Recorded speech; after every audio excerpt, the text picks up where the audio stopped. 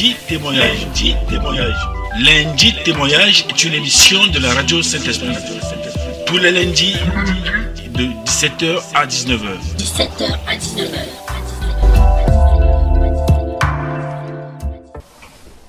Voilà, abondante grâce à tous. Frères et sœurs, nous sommes dans la joie de vous retrouver aujourd'hui dans le cadre de votre émission Le Club de témoins. Et nous avons la joie, le privilège de recevoir trois frères issus d'une même famille, la famille Biamba. Bonjour frères et frères. Bonjour. Bonjour pasteur. Dites-nous, comment allez-vous? Très bien par la grâce de Dieu. Très bien. Ça se passe très bien. Très bien, merci. Ouais, ça va. Très bien par la grâce de Dieu. Ah, gloire à Dieu. Là, vous venez de Paris, c'est ça? Les deux autres ils viennent de Paris. Moi je suis déjà installé en Belgique depuis. Là, j'ai quitté Paris en 2012. Donc là ça fera bientôt 3 ans que je suis installé.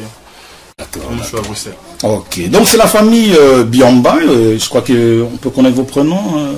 Moi c'est Samuel Alain. Samuel Alain Biamba. Voilà, moi c'est Christian. Christian Biamba. Moi, c'est David. David Biamba, le roi David. Comme le roi David. Habitant à Paris. Habitant à Paris, voilà, gloire à Dieu. Mais dites-nous un peu, vous êtes originaire de quel pays là? Nous sommes originaires de la République centrafricaine.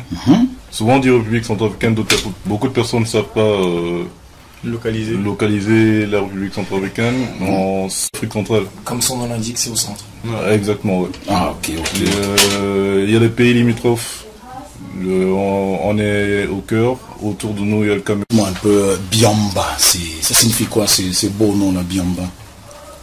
C'est un beau nom. Hein. Oui, très beau nom. À l'origine en fait c'est un nom qui a été un petit peu, on va dire, dilué. Ok. Voilà. Ok. Donc ça c'est un peu un symbole d'autorité, de royauté. Dites-nous un peu comment vous viviez en Afrique centrale avant de venir ici en Europe. C'est d'une famille chrétienne où tout était biblique, les parents. Et ça s'appelle comment la langue? Le sango. Les sango. Le sango. Et comment on dit bonjour en sango là? Baramo. Baramo. Ça c'est quand je m'adresse à une personne, je dis baramo. Par exemple si c'est pour utiliser, on va dire, la forme lorsqu'on s'adresse à une personne qu'on ne connaît pas pour la première fois, donc le vouvoiement en fait on dit baraala. Donc quand je dis baraala c'est une forme de respect, ou bien quand je m'adresse à un groupe de personnes, je dis baraala. Mais sinon c'est baramo. Baramo, ok. Donc on aurait pu commencer par dire Baramo. Baramo, voilà. Mais baraala comme on est trois. Parlez-nous un peu de la vie de famille, comment, hormis David peut-être, comment vous passez la relation avec les parents, avec les frères et sœurs. C'est vrai que nous sommes issus de familles où il y a plusieurs enfants, les parents. Comment vous vivez alors? Dites-moi un peu. Je veux peut-être certaines personnes seront peut-être choquées ou surpris, mais nous, globalement, on est une trentaine. Une trentaine? Une trentaine d'enfants. Naturellement, c'est pas une mère qui a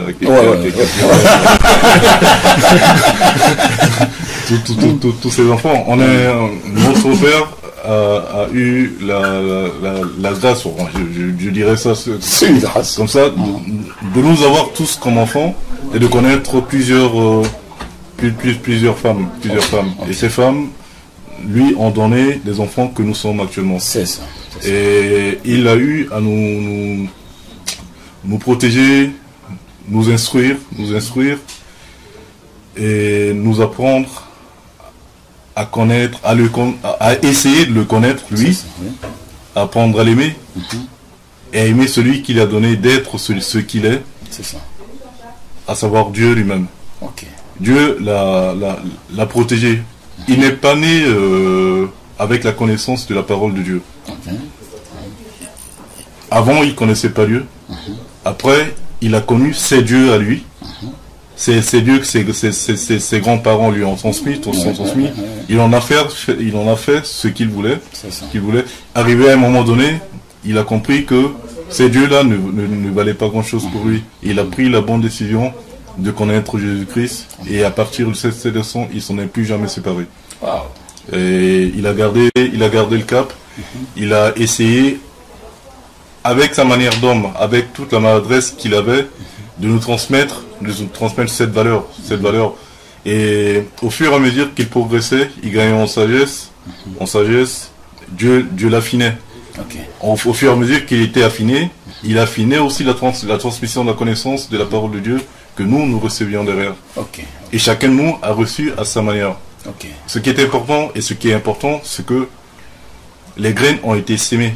Tout à fait. Et ont été sémées, et ça a pris le temps d'émerger progressivement dans chacun de nous et de porter les fruits divers. Et force est de constater que progressivement, nous prenons de l'âge, et nous arrivons à ne pas seulement croire en ce Dieu que nos parents nous ont appris à connaître, mais à accepter ce Dieu personnellement comme notre Seigneur et Sauveur. Nous l'avons choisi maintenant. Ce n'est plus une obligation et un devoir paternel ou maternel de suivre un Dieu. Avant, on aller à l'église, on se lève, on s'emmerdait, ça je peux vous dire. On partait pour savoir quoi écouter un discours dont on ne comprenait pas grand chose, pour savoir Jésus, oui, c'est un bon homme qu'on a crucifié certainement, et puis voilà. Mais après, on a cru à cette personne-là, on a appris à le connaître et à l'accepter comme notre Sauveur et Seigneur personnel. Et à partir de ce moment-là, on a commencé à construire notre voie, notre chemin et essayer de l'entretenir. On n'est pas encore parfait, mais on ne pourra jamais être parfait. On continue dans ce dynamique-là et dans cette croissance spirituelle pour nous façonner en tant qu'hommes, faire notre contribution dans la société où nous nous trouvons et essayer de communiquer avec la grâce de Dieu. D'accord, mais là vous parlez d'une expérience personnelle. Mais comment s'est passée la transmission de père en fils sur les valeurs chrétiennes? Comment s'est passé-t-il? C'était duel ou bien en famille? Il vous apprenait comment prier, comment lire la Bible? Et ça se passait comment? Ça se passait, Christian, on va dire ce que tu ressens. En fait, c'était le plus souvent, c'était plus de façon collective. Ça veut dire qu'en fait, dans notre famille, on avait même, il avait même instauré depuis de familial. Okay. Tous les mercredis, on se retrouvait, donc tout le monde était convoqué. Il y avait non seulement les enfants, voilà. Mais il y a d'autres personnes qui pourraient bien se joindre à nous. Et c'était lui le pasteur de la famille. Non, c'était pas toujours. C'était pas toujours lui qui apportait le message. Au départ, il était à sa manière, oui, le pasteur de la famille.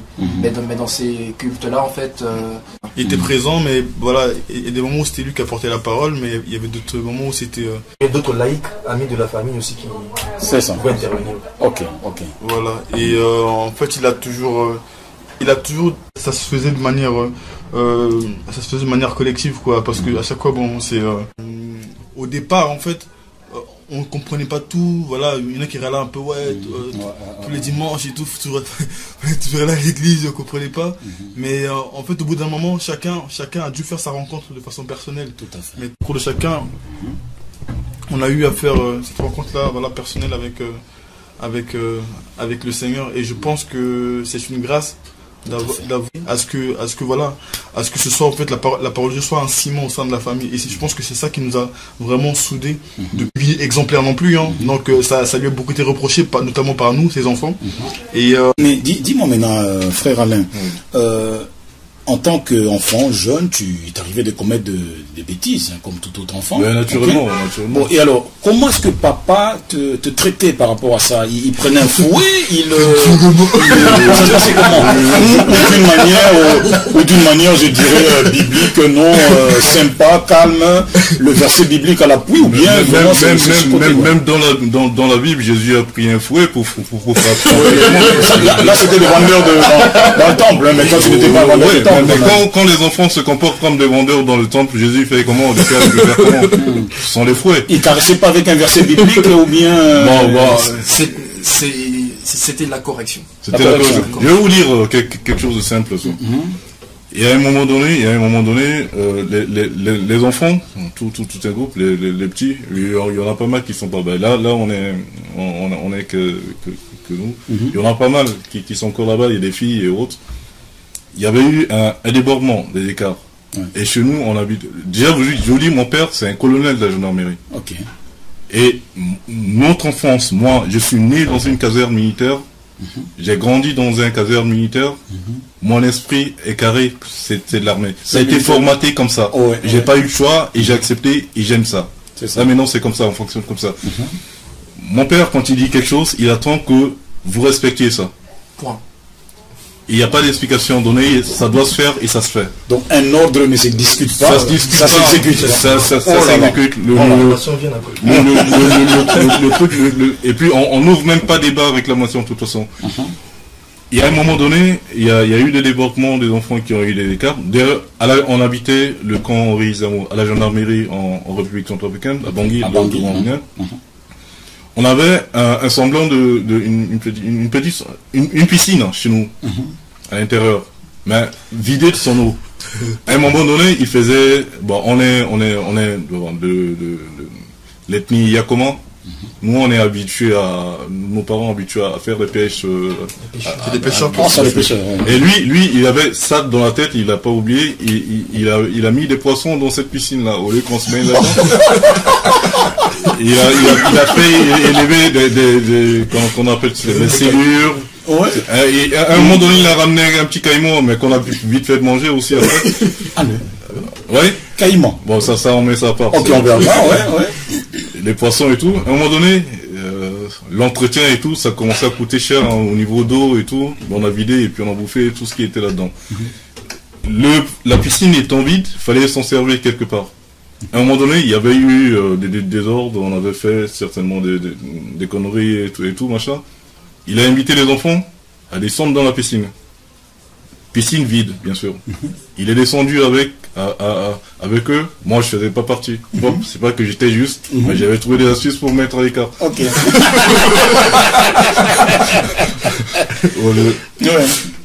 On a fait descendre les enfants dans la piscine. Vous savez ce que c'est que les ceinturons d'un militaire? Alors, il a ramené son ceinturon. Il est descendu là-bas, sachant que la piscine était assez profonde, de 1m40, 1m50 par là. Les enfants n'étaient pas si grands. Personne ne pouvait sortir.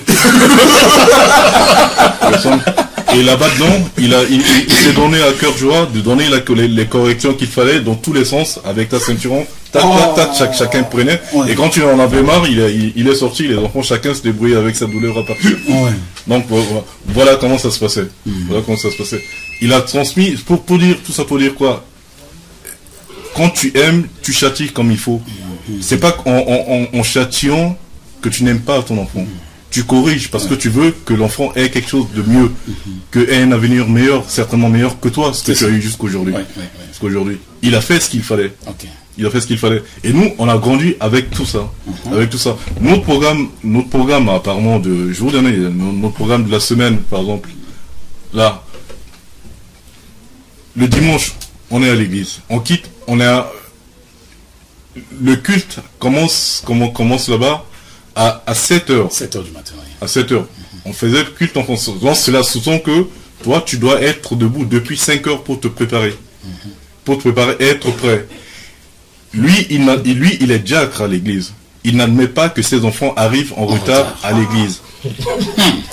Il n'admet pas que ses enfants arrivent en retard à l'église. Avant de partir, dans sa poche, il donne l'argent pour que chaque enfant puisse aller remettre dans la caisse les offrandes. Les offrandes. Il fait ça. Il entend que cet argent puisse être remis dans le panier. Dans le panier là-bas. Il voit tout le monde passer. Ouais. Donc voilà, ça se passe comme ça. Vous terminez le culte le dimanche. Le culte le dimanche. Lundi, c'est un temps de battement. Vous allez à l'école. Mardi, vous êtes à la chorale. Ok. Mardi, non, lundi, il n'y a même pas de temps de battement. Lundi, il y a les réunions de prière de l'église. De l'église, oui. Notre prière de l'église. Et nous, moi j'étais le secrétaire de notre zone. Okay. Il fallait que j'y sois. Pour prendre des notes, il fallait que j'y sois. Et ça, c'est pas obligé que tous les enfants Voilà, ça c'est une partie. On doit y être lundi déjà là. Mardi, tu as la chorale. Mercredi, réunion culte à la maison. Culte à la maison. Jeudi, tu as la chorale. Vendredi, ça c'est un creux. Samedi, réunion, flambeau, lumière, répétition de la chorale et préparatif du dimanche. Et voilà. Le conseil des diacres aussi. Conseil des diacres. Sa vie tournée autour de Christ, donc l'Église, et donc forcément toute la famille suivait le rythme. Toute la famille. En fait, on a été formaté comme ça. Ok. Et sans le vouloir, je dis l'étude biblique, ça se passait, ça dépendait plus de notre famille, hein. Ça se passait dans le cadre de l'église, dans les cellules de prière, dans chacun des maisons de membres de l'église. On débattait, on échangeait, on apprenait comme l'étude biblique. Vraiment. Et ça a permis de construire notre voie spirituelle. Et là maintenant, quand tu parles, on peut s'exprimer, on peut dire des choses, mais tu n'as pas besoin de connaître la Bible à fond, mais il y a certaines choses qui sont greffées dans l'esprit, qui te sortent. Chaque cas a un cas d'espèce, un verset d'espèce qui sort, équivalent, qui naturellement ça s'impose. Il y a du noir, il y a du blanc qui sort pour éclairer ce qui est sombre. Et tu traces ta route. C'est comme ça que ça fonctionne après. Ah d'accord. Mais c'est très intéressant avec l'histoire des offrandes. Et si un enfant, le papa ne le voyait pas vers le... Ça ne traverse même pas le... Non, bah là on peut même pas réfléchir à ça. Là, à la date d'aujourd'hui, je sais même pas quelle réponse vous donner, parce que nous on réfléchit pas à ça. On reçoit, on donne. Ok. Parce que c'est fait pour ça. Personne n'a retenu... non, parce que ça passe même pas les... Ça pose la discipline militaire ou bien c'est dans l'éducation? Non, c'est comme ça, c'est tout. Non, il y a peut-être des choses sur lesquelles on peut plaisanter. Mais connaissant notre père, ça c'est le genre de choses où ça passera pas. Ok. Après, juste pour revenir sur ce que disait Alain, par rapport au cas de la piscine où papa corrigeait ses enfants, ce cas-là ou bien beaucoup d'autres en fait. Comme vous pouvez le voir en fait, on en parle, mais il y a aucune rancœur, aucune haine, parce que on sait très bien en fait qu'on n'était pas battu, on était corrigé. Et de la manière dont il le faisait auprès de mes frères, parce que moi j'ai pas vécu ça, et même lorsque je suis amené à en parler avec mes frères et sœurs, ils ont pas leur rigolant. Ça les amuse en fait, parce que eux-mêmes reconnaissent que bon, c'est pas en fait une correction gratuite. Ils reconnaissent, ah j'avais fait ça, et puis oui papa m'avait, ils ont pas en rigolant, parce qu'ils savent que c'était avec un cœur d'amour, et dans le but de nous remettre sur les rails. C'est ça. Non mais quand même, tu nuances quand même. Je pense qu'à l'époque, il n'appréciait pas parce qu'il avait les coups. Ça c'est des certitudes. Mais je pense que quand ils en reparlent maintenant. Ouais, non, maintenant avec le recul, c'est sûr. Mais à l'époque, je pense que c'était sa façon. Peut-être vu aussi l'éducation qu'il a reçue, c'était sa façon lui de pouvoir éduquer, transmettre l'éducation. Voilà. Je pense que il y a eu des maladresses. Voilà, mais je pense que l'intention. Voilà, l'intention en fait, voilà. Il pensait bien faire avec cette méthode-là. Parce qu'honnêtement, je pense pas que nous aujourd'hui, nos enfants, on va pas les corriger de la même façon. Il n'y a pas de piscine ici. Hein. C'est pas que dans la piscine. Une fois sur la véranda, il nous a mis allongés sur la véranda. Donc il prenait sa ceinture, il chicotait de bout en bout. Il y a un mélange de ce qu'il a eu arrangé avec le cadre militaire. Même les corrections, c'était pas en désordre. On était alignés. Ok, mais revenons un peu en arrière. À quel moment avez-vous senti que non, papa a quitté le camp du Dieu de ses ancêtres à Jésus-Christ? Quelqu'un peut se souvenir de ça? Il y a eu un événement où il y a eu... D'ailleurs, déjà, une question d'entre nous, c'était après la naissance de qui? Déjà ça, si vous me permettez, lui il racontait... Ça c'est très important pour nos auditeurs aussi. Des bouts d'histoire. Et moi, c'est vrai que je peux pas... J'étais vraiment très petit.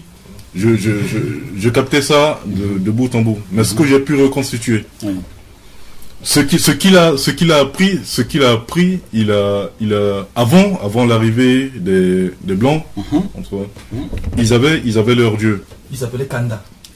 Qu'ils appelaient les Kanda. Kanda, c'est le nom de leur Dieu. C'est une pierre comme ça. Une pierre. Ok. Eux ils transmettaient ça, l'arrière-grand-père, le grand-père et puis mon père. Mon père, lui il n'a pas eu ça. Ah bon? Parce que ça s'est arrêté. Vous allez savoir pourquoi. Okay. Ce Kanda là, ce bout de pierre qu'on appelait, qu'ils entretenaient, qui déifiait, qui vénérait et tout machin. Et il lui donnait la nourriture, il lui faisait imbiber d'huile, et vous n'allez peut-être pas le croire, mais d'après les dires de mon père, ça prenait de l'ampleur. Un bout de pierre qui grossissait. D'elle-même. C'est une des forces de... Enfin bref, c'est comme ça. Du clan ou de la tribu. Ouais, ça se passait comme ça prenait l'ampleur. Un jour, mon grand-père, les Blancs sont venus commencer à parler de Jésus, mais enfin l'idée, l'esprit de ces Blancs-là, de ces gens, ce que je déteste, excusez-moi, je vous le dis comme ça, c'était pas parce qu'ils avaient peur de nos pratiques, de nos dieux, ils voulaient casser ça en nous transmettant leur Dieu auquel eux-mêmes ils croyaient pas vraiment, pour briser ça. En fait, nous exploiter vraiment. Moi, je le dis comme je le sens. Ils ont transmis ça, et mon père voulait, mon grand-père, il voulait savoir. Il a refusé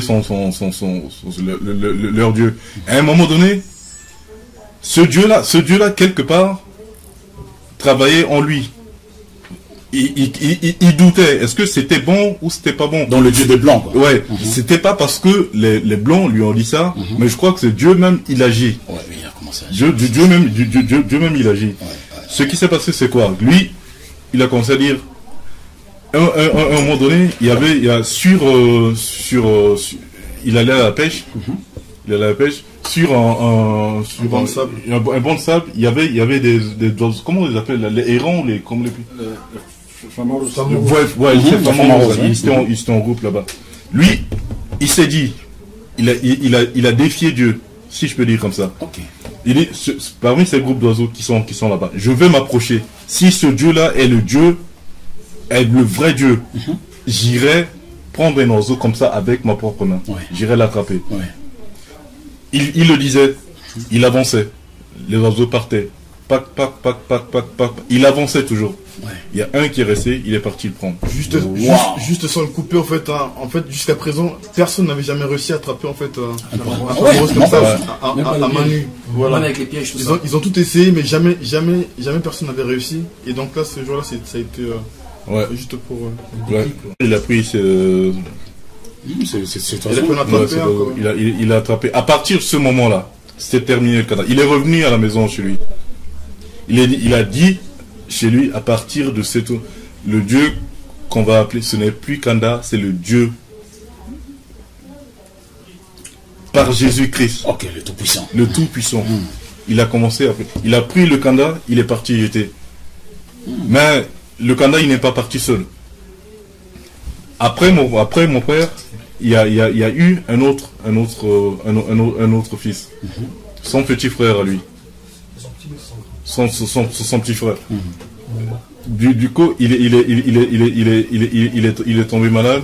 Comme ça, après, il en est mort. Il est décédé.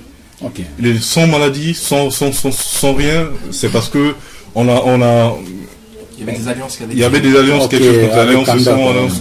Et comme on a... Il était mort noyé, c'est ça? Ouais. Et, voilà. On l'a jeté dans l'eau, noyé, mais il a pris quelqu'un aussi dans l'eau, il est parti avec. Il a pris quelqu'un aussi. Et à partir de ce moment, mon grand-père s'est donné à Dieu. Il a appris à ses enfants à connaître Dieu. Mon père n'était pas aussi si investi que ça là-dedans. Mais il a appris au fil du temps à se construire spirituellement. Il avait ses pratiques. Occultes aussi, là derrière. Il s'est engagé dans l'armée et il se protégeait aussi comme tous ses frères, à avoir ce truc et à voir ce Dieu. Et puis au fil du temps, il a découvert que le Dieu qu'il sert, c'est le vrai Dieu. Et il s'est affiné progressivement, il s'est débarrassé de ce qu'il avait. Mais il y a beaucoup d'autres, certaines choses qu'il nous a racontées en témoignage de sa foi. Et entre autres, je vous ai dit ça, mais il y en a pas mal d'autres. Moi, sinon, je crois qu'il y a eu un fait marquant, il y a un fait qui m'a marqué. J'étais petit. À un comprimé dérivé de Kinemax, le quinine, comme ça. Quinine. Là, il prend pas ce médicament-là. Ça lui fait, s'il prend, c'est comme si on lui avait versé de l'eau chaude sur le corps. Donc tout son corps était vraiment brûlé. Comme les grands. Comme vraiment un grand brûlé, quoi. Donc on avait dû l'évacuer en France, voilà, pour c'était à partir de ce moment-là qu'il avait vraiment pris l'engagement de véritablement pouvoir se consacrer entièrement à Dieu, de vraiment laisser... parce que c'est vrai qu'il était engagé au départ, mais c'était un pied là, un pied là. Il y avait encore des liens. Voilà, il était encore un peu partagé, quoi. Mais après cet incident, là, il a radicalement changé. Voilà. Ok, il sert tout ça. Ouais, voilà, il a radicalement changé, quoi. Donc du coup, maintenant, à ce moment-là, il s'est vraiment battu à ce que des églises en fait soient créées un peu partout dans le pays, en fait, voilà. Il a investi son argent. Il a beaucoup investi. Il soutenait les hommes de Dieu. Lui, sa maison, tous ses biens servent à l'Éternel. Bien, il y a une question qui me vient à l'esprit, mais nous savons en Afrique, même ici en Europe, ça se fait, l'héritage, le bien matériel, tout ça, mais c'est comme si l'héritage que papa vous a légué alors. Christ. Ok. C'est vraiment l'héritage le plus précieux, comme on peut le dire mes frères, de semer la parole à toute occasion. Ça se limitait même pas à la famille, c'était toute amené à rencontrer. Il lui parle de Jésus. Quelqu'un venait chez lui, il ne le connaissait pas, peu importe, il le faisait asseoir. Excuse-moi David, tu vas continuer tout. Mais attends. C'est hyper important. Oui, David, dis-moi. Il parlait de Jésus même aux sorciers du village. Il parlait de Jésus. En fait, lui, il ne craignait pas. Lui, il regardait à Dieu. Il y avait une histoire, quelqu'un qui m'a raconté ça. En fait, moi quand j'ai quitté le pays, très belle histoire. J'avais 5 ans. Donc j'ai vécu 5 ans avec mes frères et sœurs avant d'arriver en France. Il y a une maison dans laquelle... bon tiens, raconte-la, tu connais mieux que moi. Une maison hantée. Après, Alain va expliquer un peu son... Garde ça. Ça montre bien la foi. En fait, c'était un ancien dignitaire, en fait, de l'autre régime, en fait, qui habitait cette maison-là. Et de ce qu'on a appris par après, il y aurait des pratiques, en fait. On a exécuté des gens là-bas, enfin, il y a eu plein d'histoires. Donc cette maison-là, et depuis que ces histoires-là, en fait, cette maison n'était plus habitable. C'est-à-dire que... tous ceux qui passaient mouraient, il y a eu un malheur dans la famille. Les gens qui allaient, ne restaient pas parce qu'il y avait des manifestations dans cette maison-là. C'est vraiment physique, vraiment comme dans les films, quoi. Les portes qui claquent, on entend des voix, enfin, c'était vraiment... Et chaque personne qui venait dans cette maison y habiter mourait. Voilà, et donc... Alors maintenant, M. Biamba, qu'a-t-il fait? Il fallait une grande maison. Ok. Il y avait que cela de disponible. Nous y sommes restés pendant 12 ans. 12 ans. Alors, voyons comment il a... Et justement, en fait, lorsqu'on avec autorité militaire, bien sûr. Oui, donc lorsqu'on est arrivé là, en fait, avec tout ce qu'on lui a raconté sur la maison, en fait, il a pas... Il a dit... en fait, on lui a dit, oui, il s'est hanté des démons. Lui, tout ce qu'il a vu, c'est qu'il a une grande famille. Il faut une grande maison. En fait, c'est un peu l'image de David qui s'approche de Goliath. On lui dit, oui, mais il est grand et tout ça. Il dit, non. Moi, je veux juste un géant qui va... Voilà, justement, et il a vu justement Jésus plus fort que les démons, que tout autre esprit. Donc du coup, et justement, en fait, le culte familial a pris racine à partir de ce moment-là, au fait. Du fait que justement, comme il y avait des manifestations, on dit maintenant cette maison elle est consacrée. Et c'est vrai que quand même par après, quand j'ai découvert les histoires, je me disais mais j'ai repensé à ce moment-là où parfois on était seuls à la maison, dans cette grande maison, mais il n'y a jamais eu aucune manifestation ou quoi. Et c'était vraiment étrange, quoi. Mais enfin, en tout cas, maintenant... dès que nous sommes partis, les démons sont revenus, les esprits sont revenus. C'est pas vrai. Oui. Dès qu'on est parti, des gens se sont dit, tiens, finalement, la maison est habitable. Ils sont venus. Ceux qui étaient le secret. Ils ont fui ou ils sont venus. Elle n'est plus habitable. C'est pas vrai. Jusqu'à aujourd'hui. Avant 12 ans, on est arrivé, il n'y avait personne. On est parti depuis nous, personne. Mais attends, avant que la famille n'occupe la maison, ok, mais papa fait quand même une prière ou bien il a amené un je me souviens. Ton idée. Là, je continuerai directement. On a fait, à l'époque, c'était il s'appelait le colonel Diallo, qui était commandant de la gendarmerie. Et il se trouve que c'est un parent aussi quelque part. Ok. Mon père était parti faire la demande pour intégrer cette maison. Il a dit non. Il a dit non, qu'il n'accepte pas de son vivant, que son frère aille ramène sa famille et voir du décès des deux dans la maison. Non, il a dit non. Mon père a dit non. Il va y entrer. va y entrer. Il dit, si tu vas à Thérèse Képéré. Il dit, ben oui, il va y aller. On était on habitait dans un secteur qu'on appelait état-major, tout en bas à l'entrée quasiment de la gendarmerie. Toutes les familles, on était nombreux, mais la maison avait seulement 2 chambres. Ben, imaginez comment nous les enfants on s'empilait dans une chambre pour dormir. David n'était pas encore né, Christian n'en parlant pas. Bon, au début, non, si David était né déjà. Il y avait toi, David, Christian il est né. C'est Patrick peut-être. C'est Patrick, oui. On souffrait. On souffrait dans cette maison. Mais pour nous, quelque part, on s'en foutait. C'est une libération d'aller habiter dans un grand bâtiment, une grande maison. Ouais. Il a réuni les notables de l'église. Ils ont fait une préparation d'abord, là où on dormait. Ils ont prié. Oui. Maman a préparé de la bouillie et tout, machin. Le jour d'après, ils ont intégré la maison. C'est eux qui ont ouvert la maison. Ils ont prié, ils ont jeûné, ils ont prié dans la maison. Et quelques jours après, on a déménagé et on a intégré la maison. Et notre vie là-dedans, c'était la vie de prière. Tout était naturel. C'est naturel. Et dans cette maison, il a prospéré. Wow. Dans cette maison, il a prospéré. Il a eu à avoir des enfants. Avec notre maman, il a eu à avoir des enfants avec d'autres épouses. Dieu le bénissait. Dieu le bénissait malgré tout ce qu'il faisait. Dieu l'aimait et Dieu l'aime. Malgré tout ce qu'il faisait, jusqu'à un moment donné où il y a eu cet événement où Dieu lui a dit mais non, ça suffit. Peut-être on vous dit. Certaines choses, je te l'avais encore avant, mais maintenant, là, cette étape-là... Ouais, mais maintenant, le jour est arrivé. Peut-être que Dieu voulait que, de tout ce qu'il faisait, il y ait des enfants qui sortent. Oui. Pour les missions qu'il a confiées pour comme Jacob. Comme Jacob, on a eu des frères. Et là, je suis content de voir Héritier, Nicodème, et tout. Ce sont nos frères. Oui. Ils sont là avec nous. Oui. Si on ne les aurait pas, comment est-ce qu'on serait ici, là actuellement? Je ne peux pas m'imaginer son Héritier, son Nicodème, il y a tout ce monde-là qui vit là avec nous. Arrivé à un moment donné, Dieu a dit, maintenant c'est bon, j'ai eu les gens que je voulais. Maintenant stop. Arrête. Il a arrêté là.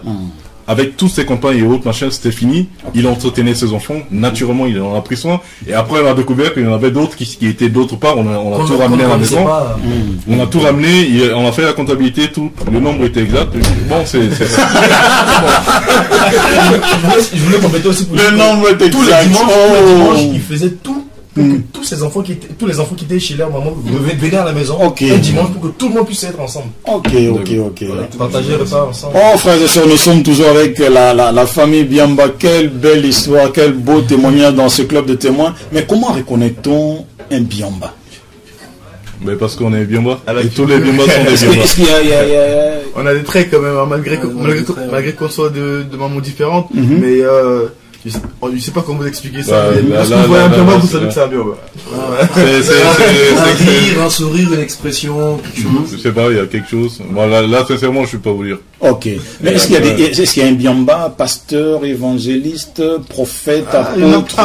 Non. Il y a l'homme qui vous parle. Donc c'est en préparation, n'est-ce pas? Pasteur en devenir. C'est vrai qu'il y a d'autres qui sont des musiciens. On a tous été appelés. Non pas que dans la famille, mais de manière générale, on a tous été appelés. On s'avait dit, il s'est passé du temps. Un temps nécessaire à Dieu pour le préparer. Je vais vous dire, c'est quoi par rapport à l'histoire? On était, c'est dans les années 75, je crois. On était à Mobaye. À Mobaye, il y a Mobaye Mbongo, Mobaye Banga. On est séparés par le fleuve Ubangi, du Zaïre. Au Congo. Parlant du Bado. Près du Bado, oui. Ouais, nous, on partait à une église, on appelait ça église Elim. Lui était commandant groupement de la gendarmerie, commandant de compagnie de la gendarmerie là-bas. Et on partait dans une église le dimanche, mais c'était hyper loin. Il fallait faire la route pour aller loin. La seule église qu'on connaissait avec les missionnaires américains, on était partis là-bas. Et en allant prier un jour, en revenant de l'église, on a vu un monsieur, général, dans ce matin-là, on voit pas de blanc. Quasiment pas. Mais il était dimanche, on voyait un blanc qui était habillé avec comme Jésus dans les cinémas. Et pour mon père, c'était Jésus. Ce truc-là, quand ça commençait à me torturer les yeux. Et lui, du coup, paf, il a pilé. On s'est commencé à s'arrêter. C'était à l'époque, ma mère était encore avec lui. Il dit, mais qu'est-ce qu'on fait? Il dit, ce monsieur-là, est-ce que c'est pas Jésus? C'est pas Jésus, il n'y a pas de blanc. Non, mais c'est hallucinant. Quand on voit Jésus dans habillé, tu as les chaussures des Juifs, avec son habillé en blanc, c'est le truc. Moi, c'était vraiment bizarre. Le gars, il faisait son chemin tranquillement. On s'est croisés. Mon père, il était complètement retourné dans son esprit. Il a pilé quelque part. Ce qu'il a dit. Là, les enfants s'inquiétaient, s'ils avaient envie de faire le besoin, on en avait marre quand même de rester 3 heures, 4 heures à l'église, il fallait rentrer chercher quelque chose à manger. Il a compris que ça boudait dans la voiture, il fallait nous larguer à la maison et revenir. Il est parti, le temps nous descendait de la voiture, lui il est reparti chercher la personne là. Il est reparti, d'après ses dires, loin là-bas, il a cherché, il a croisé encore là-bas. Il est parti, il a abordé la personne.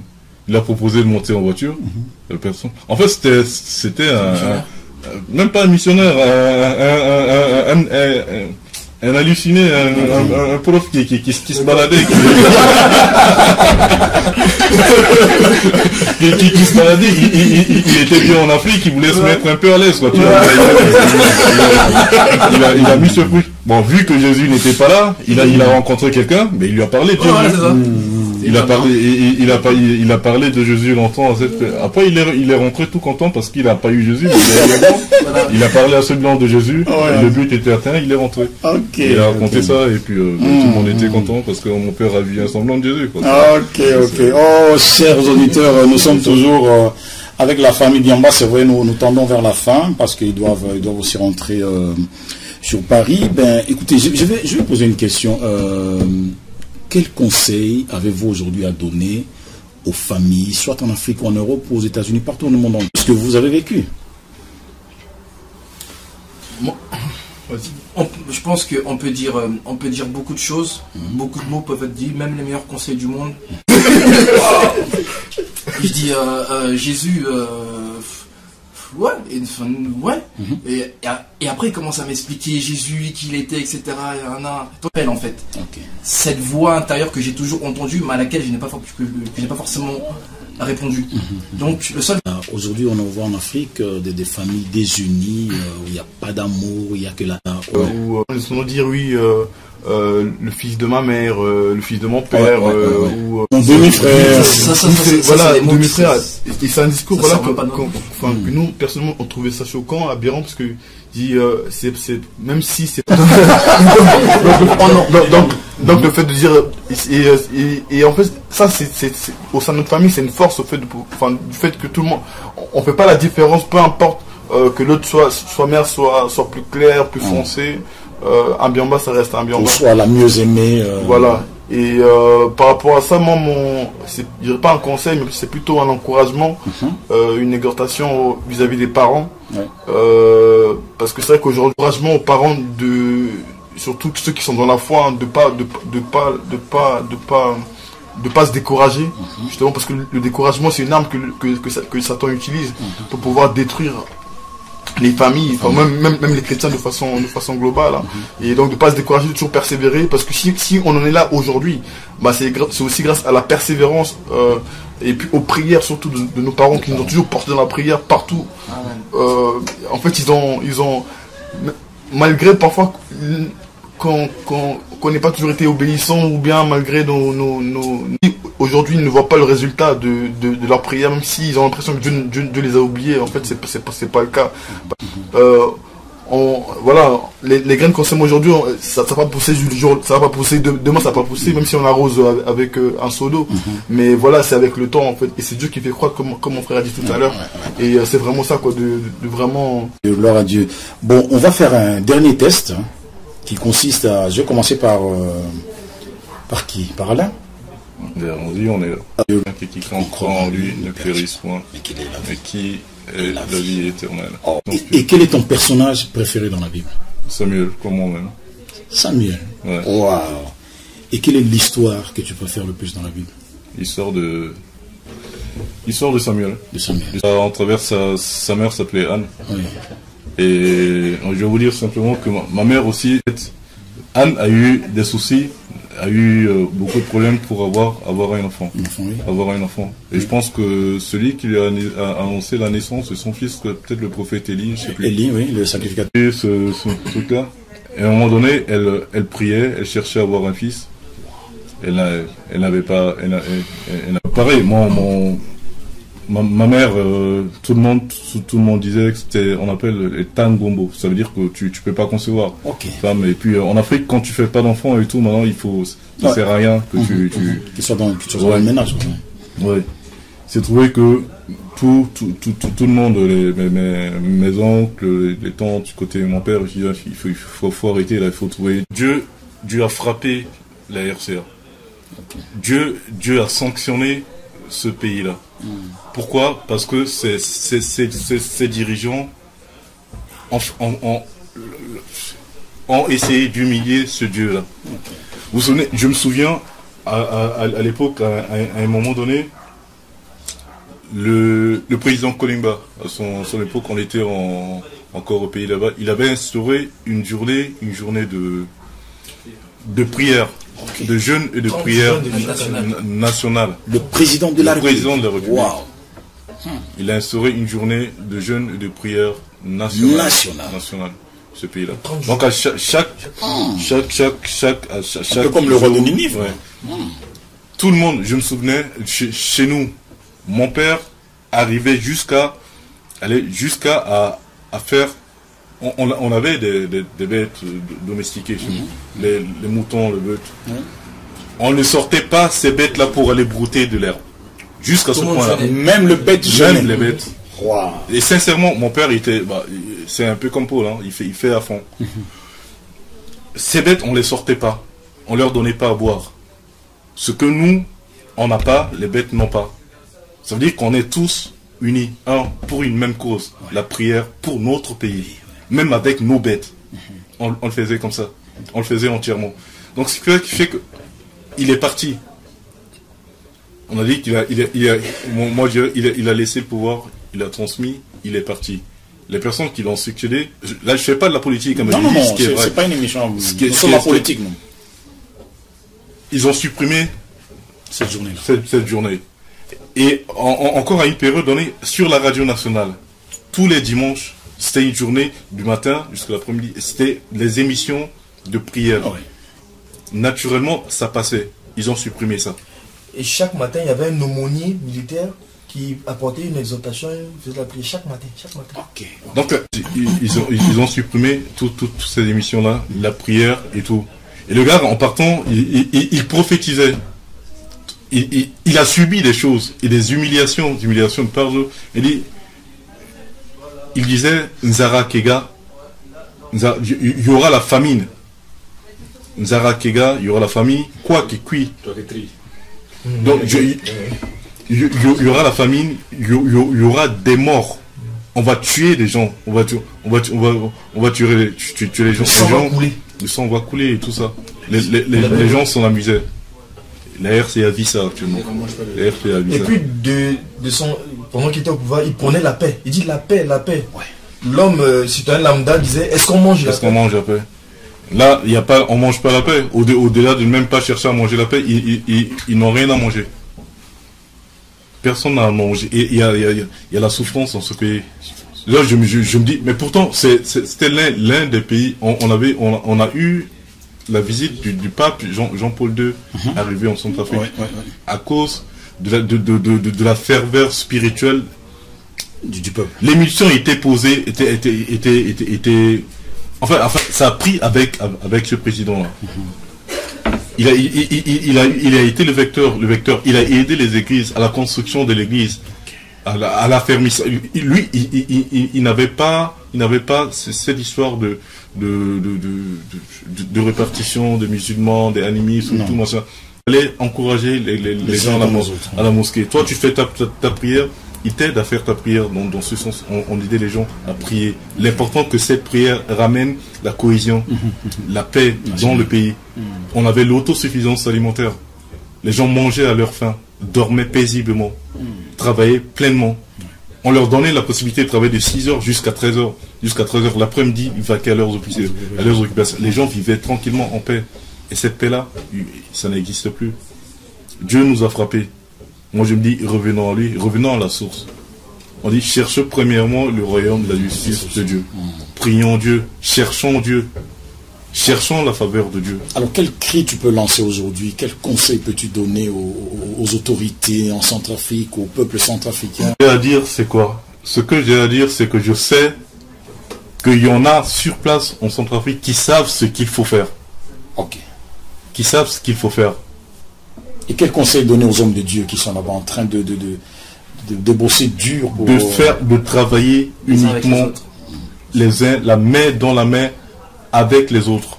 Pas de sans discrimination, sans hypocrisie. Sans hypocrisie. Cherchez uniquement le visage de Dieu. Dieu ramène la paix. C'est ça. Faites ce que Dieu vous donne. Le reste, en fait, c'est rien. Si Dieu travaille pour vous, ce qu'il fait dure. Si Dieu réalise quelque chose, si Dieu bâtit une maison, la maison est sur les toits, prend pied. Quelle que soit la nature de l'ouragan, du vent, si elle est construite sur Jésus, sur Dieu, ça prend. Okay. Il y aura l'émergence, il y aura la paix, et la paix va revenir. On ne va pas souffrir définitivement et d'une manière indéterminée dans ce pays-là. On a vu les pays rebondir, et moi j'ai cette conviction-là que ça va repartir. Okay. Petit à petit, il y a des acteurs, il y a des acteurs de paix en Centrafrique. Il y a des gens, mais leur voix finira par porter, et ça va porter. Parce qu'il y a des enfants de Dieu aussi dans ce pays-là qui souffrent, et Dieu ne va pas laisser ses enfants d'une manière indéterminée couler des larmes comme ça. Il y en a assez de sang qui coule. Il y a un temps pour tout. Il y a un temps de pleurer, même il a dit, il y a un temps, il y a un temps pour tout. On a eu le temps de pleurer. Maintenant, on est en train de sécher nos larmes. Il y aura un moment de bonheur aussi. Et ça, j'ai cette conviction parce que ça vient. Voilà, il y aura un temps de bonheur pour ces pays Centrafrique. Je sais que le Seigneur est au contrôle. Voilà, nous avons terminé notre émission. Merci en tout cas à tous les Biamba. Des vaillants héros qui sont là. Il manque une bonne partie en tout cas, voilà. Et juste voilà, merci de nous avoir invités aussi à cette émission. Gloire à Dieu. Nous donne l'occasion de témoigner au travers Radio Saint-Esprit RSE et dédicace à tous les autres Biamba qui sont pas là. Qui soient, voilà. Si tu es un Biamba, tu es concerné. Voilà, ceux de Paris, ceux de Bangui, ceux de Brazza, Côte d'Ivoire, Ghana. Et partout dans le monde. Et à tous ceux qui sont dans le monde, qui ont la crainte de Dieu, qui soient bénis et qui savent que on est là, on prie pour eux, même si on ne se voit pas, on est unis de cœur et d'esprit. Et seule la parole de Dieu nous unit. On priera toujours ensemble pour que la paix puisse régner partout où nous nous trouvons. L'ennemi rôde partout et c'est Jésus seul qui peut nous préserver de tout mal. Alléluia. Amen. Gloire à Dieu, merci et soyez tous bénis dans le nom de Jésus-Christ. Lundi témoignage est une émission de la radio Saint-Esprit. Tous les lundis de 17h à 19h. 17h à 19h.